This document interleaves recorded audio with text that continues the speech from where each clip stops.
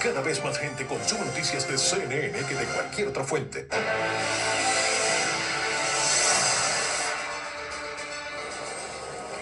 Bueno, y en Estados Unidos también se han generado muchos. Está el analista en temas políticos, Robert, en Valencia, para que nos dé también, pues nos hable sobre justamente las reacciones que se están generando al interior de Estados Unidos. Robert, te saludo. Fíjate que veía en la mañana que algunos congresistas demócratas pues estaban diciendo que le iban a exigir a Washington, en este caso directamente al presidente Donald Trump, que dé una explicación sobre esto, que no se le avisó al Congreso para el uso de la fuerza cuando se tiene que pasar por el Congreso. Se le preguntó al propio presidente en su conferencia de prensa al mediodía, dando detalles sobre esta operación militar, y tanto él, el presidente, como el secretario de Estado, Marco Rubio, decían, bueno, pues si lo hubiéramos dicho, si le hubiéramos avisado al Congreso, o hubiéramos puesto en peligro a la operación porque se hubiera conocido, por un lado, se hubiera filtrado, y por el otro, en el caso de Marco Rubio decía, bueno, Maduro es un fugitivo de la justicia de Estados Unidos, un poco para justificar esta operación. Cuéntanos, ¿qué dices de ello? Un placer verte nuevamente. Feliz año te deseo y un saludo también cordial a toda la teleaudiencia que nos está viendo en estos momentos. A ver, son muchas cosas para desglosar acá. Obviamente las reacciones son de parte y parte. Los demócratas, incluso Cory Booker, senador por el estado de Nueva Jersey, acaba también de mencionar que este acto es una prueba más de la inacción de parte del Congreso que le ha dado rienda suelta a Donald Trump para llevar a cabo este tipo de acciones. Mientras que vemos, por ejemplo, otros aliados, o digamos aliados del presidente Donald Trump, como es el caso del senador Lindsey Graham por Carolina del Sur, que dice que ahora es Cuba quien debe prepararse para un posible cambio de régimen. No sé, fue muy escueto en sus palabras, no exactamente sabemos qué es lo que quería decir con eso, pero también hay otras facciones dentro del movimiento MAGA que desaprueban lo que acaba de suceder. Estamos hablando específicamente de Marjorie Taylor Greene, que ya de por sí venía desmarcándose de la administración Trump a raíz de los archivos Epstein. Pero sí, las reacciones en Estados Unidos, por ahora, digamos, la opinión pública se muestra, digamos, estupefacta ante lo que sucedió en la madrugada del sábado, pero evidentemente aquí las reacciones no son tan positivas porque existe esta gran incertidumbre y esta reminiscencia de lo que vimos muchos de nosotros en aquel 2003, cuando bajo falsas pretensiones Estados Unidos llevó una invasión en Irak y en Afganistán, obviamente con sus bemoles. No estoy tratando de hacer algún tipo de comparación o paralelismo con lo que está sucediendo en Venezuela, pero sí ese tipo de intervenciones en donde el mismo presidente no descarta la idea de llevar tropas a suelos venezolanos, pues esto no causa, ningún tipo de aprobación, entendiendo que este tipo de políticas se desmarcan de lo que él prometió en campaña, porque él dijo que no iba a intervenir militarmente en ningún país, que esto iba a ser America First, Estados Unidos primero, y esto es algo que le van a recalcar al presidente, que este tipo de acciones pues no ponen los intereses de los estadounidenses que viven en suelo estadounidense en primer lugar, y creo que esa va a ser también la base del debate en los próximos días, que indudablemente pues Venezuela ahora estará enfrentando una gran incertidumbre porque el tiempo apremia y los días, o más bien las horas que se avecinan en Venezuela, son apremiantes para saber el futuro que le espera a ese país. Por supuesto, son apremiantes estas horas para ver el futuro que le espera a Venezuela. Robert, tú como conocedor de los círculos políticos en Estados Unidos, ¿cómo se mueven todo y sobre todo lo que puede sumar o lo que puede restar? Todo lo que tú estás viendo desde hace, posiblemente casi 20 horas, que pueden pasar en las próximas horas, justamente ahí al interior de Washington y en los círculos políticos estadounidenses, algo así de lo que vimos hoy en la madrugada. Bueno, esto tiene distintas aristas. Desde la parte judicial, obviamente, el presidente o el dictador Nicolás Maduro y su esposa tendrán que enfrentar la justicia. Ya tienen un juez designado en el Distrito Sur de Nueva York, en donde tanto Maduro como su esposa se declararán culpables o no, y depende de esa declaración, pues se hará el proceso judicial, la selección de jueces y un juicio que probablemente le tome un año, según un informe del New York Times. Ahora, la Constitución venezolana, según lo indica Delcy Rodríguez, que es actualmente la presidenta en ejercicio, de acuerdo con un dictamen de la Corte del Tribunal Supremo de Justicia en Venezuela, pues es la presidenta en ejercicio, y ante la ausencia de un mandatario, en este caso Nicolás Maduro, pues tendrá que llamar a elecciones en los próximos 30 días. Ahora, ¿cómo se va a llevar a cabo esas elecciones? ¿Quiénes serán los candidatos? Pues eso está por verse. Pero ahora, volviendo al tema de Estados Unidos, pues sí, nuevamente se pone sobre la mesa el rol que tiene el Congreso. Ahora, es muy cierto que en casos anteriores los presidentes estadounidenses han, digamos, empujado los límites de su poder, y donde no han contado con el aval del Congreso para llevar actos bélicos o actos militares. Un caso famoso hace 35 años, lo que ocurrió en Panamá, en donde el presidente en aquel entonces, George Bush padre, llevó a cabo una aluvión militar que tumbó al general Noriega sin contar con el aval del Congreso. Y así ha sido sucesivamente. Bueno, el hecho de que Barack Obama llevó a cabo esta operación para asesinar a Osama Bin Laden tampoco contó con el apoyo congresional. Ahora, algo que tú mencionaste que es muy interesante, Rey, que si lo que decía Marco Rubio, que en caso de darse a conocer estos hechos, podría poner en peligro no solamente la vida de este contingente de militares estadounidenses que llevó a cabo esta operación, y que podría de alguna manera poner en peligro estas acciones, aunque esto ya se llevaba, digamos, cocinando desde hace varios meses. Pero según reportes, el Washington Post y el New York Times sabían de esta operación, incluso horas antes de que se llevara a cabo. Y aún así, el New York Times y el Washington Post optaron por no publicar o dar, digamos, una primicia de lo que se llevaría a cabo en Caracas. O sea que, digamos, es difícil poder argumentar que el Congreso no podría tener ningún tipo de conocimiento.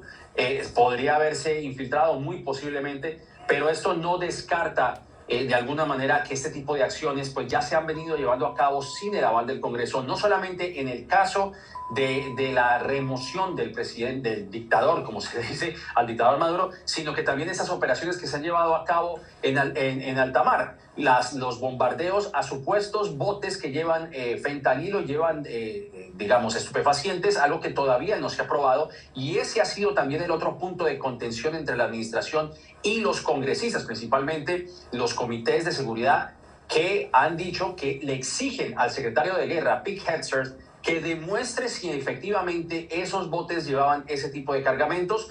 No quiere entregar videos o algún tipo de indicio que lleve, o por lo menos que indique que sí, valga la redundancia, de que estos pesqueros o estos pescadores, supuestos pescadores o supuestos narcotraficantes, estas personas que estaban en esos botes, que les estaban pidiendo, se estaban rindiendo, y aún así los remataron, según informes del New York Times. Entonces, la tensión aquí, Rey, es sobre la legalidad de los hechos, sobre la legalidad de esta operación, que eso nuevamente volverá a ponerlo sobre el tapete aún más, y se acentuará aún más cuando estamos entrando a un nuevo año y un año de elecciones de término medio, como se conoce aquí en Estados Unidos, las elecciones legislativas, porque esto dará mucho de qué hablar.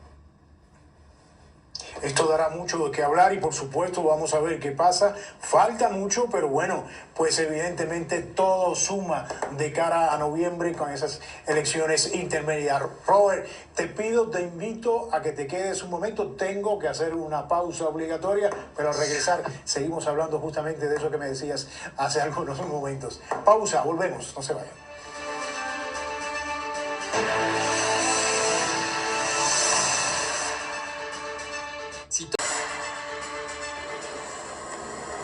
Robert, ahí hablábamos al principio de esta molestia de algunos congresistas demócratas en torno a que el presidente no avisó o no expuso las razones por las cuales pues iba a usar la fuerza contra Venezuela. Incluso mañana están hablando de que habrán algunas reuniones y van a exigir un informe inmediato y evidencia que hablen y que justifiquen propiamente este uso de la fuerza. Yo te pregunto, ¿esto está obligado el gobierno a hacerlo? ¿Lo hará o no? Ya dijo cuáles fueron las razones por las cuales no se avisó al Congreso y creo que es así como para mí, punto, y a lo que sigue. Sí, claro. Es decir, ese ha sido el argumento y la controversia que no solamente se suscita con esta acción que acaba de llevar la administración de Donald Trump, sino que ha sido de siempre. Es decir, hacía referencia a ejemplos anteriores como, por ejemplo, el caso de Bill Clinton cuando llevó a cabo un ataque sobre una instalación de farmacéutica en Sudán en el 98 y donde no contó con el aval del Congreso, o por lo menos le informó al Congreso tiempo después. El caso de la invasión de Panamá, el caso de la invasión de Irak aunque sí contó con el aval del Congreso, pero también llevó a cabo, digamos, falsas explicaciones diciendo que Irak tenía armas de destrucción masiva. Y aquí es donde también se presenta el argumento que mencionaba en el segmento anterior, es el rol del Congreso que ha sido prácticamente, yo no sé si decirlo neutralizado, pero en donde no ha tomado una acción como debe ser. El Congreso es el que determina actos de guerra. E incluso el año pasado se estaba tratando de pasar una legislación para determinar qué límites le pueden imponer al Ejecutivo con estos actos de guerra, porque no es el primero tampoco, Rey, en Venezuela. En la víspera de Navidad o en el día de Navidad también llevó a cabo ataques selectivos en Nigeria contra objetivos de ISIS, y lo mismo hizo en Irán, atacando bases nucleares. Pero obviamente esto que estamos viendo en Venezuela adquiere una dimensión aún mayor. Estamos hablando que es un mandatario que para bien o para mal, pues es el mandatario de un país soberano. Entonces, obviamente, esto ha causado estupor, pero también ha causado la desaprobación de los demócratas y de algunos republicanos, pero sí, existe esa controversia que ha sido prácticamente inherente en la política estadounidense. Hablábamos al cerrar 2025 finalmente de la gestión de todo este periodo, de la gestión del presidente Trump y lo que enfrentaría de cara a este año 2026. Y bueno, entre eso, en la cuestión económica, Robert, pues había incertidumbre, quizás un aumento del costo de la vida en los estadounidenses y sobre todo incertidumbre en los mercados a raíz de estas políticas de aranceles impuestas por el presidente Trump, y esto por supuesto ha hecho que algunos productos aumenten de precio, por supuesto. Y bueno, con todo esto, ¿no? Incluso se ha hablado en los últimos sondeos, caída o baja en la popularidad. Esto y de cara, y ahí voy a retomar lo que habíamos terminado antes de la pausa, en que tú hablabas y hacías referencia a estas elecciones intermedias, de cara a esas elecciones, evidentemente, pues puede cambiar un poco el panorama a raíz de esto.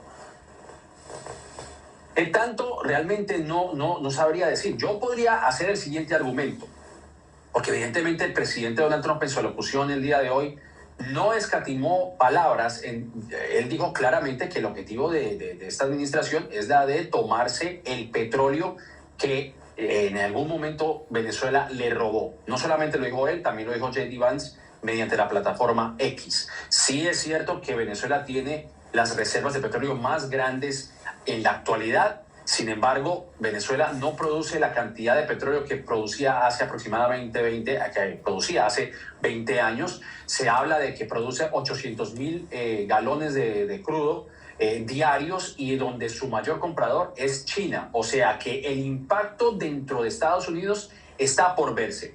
Se sabe que el crudo de Venezuela es un crudo bastante pesado, que requiere de bastante trabajo, de una tecnología para poderlo refinar. Muchas veces, pues en el caso de Venezuela, se ha tenido que traer petróleo a la Florida, a Texas, a Texas y a Luisiana, donde existen esas refinerías especializadas para para hacer ese tipo de proceso con el crudo que sale de Venezuela. Pero realmente el impacto del crudo pues no va a ser tan mayor, porque de hecho incluso Estados Unidos es el mayor exportador de petróleo en la actualidad. El mayor exportador de crudo en la actualidad es Estados Unidos. Entonces llama la atención el por qué, si Estados Unidos no necesita petróleo, ¿por qué invadiría Venezuela con ese objetivo? Ahora, también se dice, según un reporte del Wall Street Journal, que hay grupos dentro de Wall Street que están interesados en ver qué tipo de inversiones van a realizar. Obviamente, aquí se trata de pintar que eso es un acto humanitario, que se trata de liberar al pueblo venezolano, y yo quiero enfatizar en eso también, que es importante. Sí, adelante, Rey. Te quería hacer un argumento, pero te cedo la palabra. No, es que te quería leer algo que está entrando, que Estados Unidos suspenderá a partir de la medianoche, hora de Miami, las restricciones al espacio aéreo en la región del Caribe. Por supuesto, habían estado suspendidas y que impuso durante esta escalada militar contra Venezuela, que tanto sabemos. El secretario de Transporte pues dijo en su cuenta de X que las aerolíneas han sido informadas, Robert, para reanudar las rutas. Esto nos dice, Robert, a mi juicio, no sé si coincides conmigo, que lo que estamos viendo es el principio de un libro que tiene muchísimos capítulos. Sí, exactamente. Y a eso quería también referirme. Es decir, este tipo de actos, ¿qué es lo que va a llevar a cabo, qué es lo que se va a llevar a cabo en Venezuela con esta supuesta visita de lo que se conoce aquí en Estados Unidos como los hedge funds, que tienen un gran poder capital aquí en Estados Unidos y que ahora quieren ir a Venezuela para explorar, lo que dice el presidente, una posible reconstrucción de la dilapidada infraestructura venezolana. Pero esto no va a acontecer de la noche a la mañana, como tú mismo lo has señalado. Esto es un libro que tomará décadas de reconstrucción. El daño que ha hecho Nicolás Maduro en Venezuela es inconmensurable. Bueno, no solamente Maduro, desde Hugo Chávez. El daño que se ha hecho en Venezuela de manera interna, la falta de producción, la falta de diversificación de algunos productos de materia prima en favor de la producción del petróleo, pues es algo que ha dañado la economía venezolana y a la postre ha ocasionado una crisis humanitaria. O sea que sí, indudablemente, coincido contigo, será un largo capítulo, un largo etcétera, pero por ahora se cierne la incertidumbre en ese país. Exactamente, vamos a ver qué pasa en las próximas horas. Gracias, Robert Valencia desde Nueva York, analista político. Hacemos una pausa y ya volvemos, no se vayan. Gracias.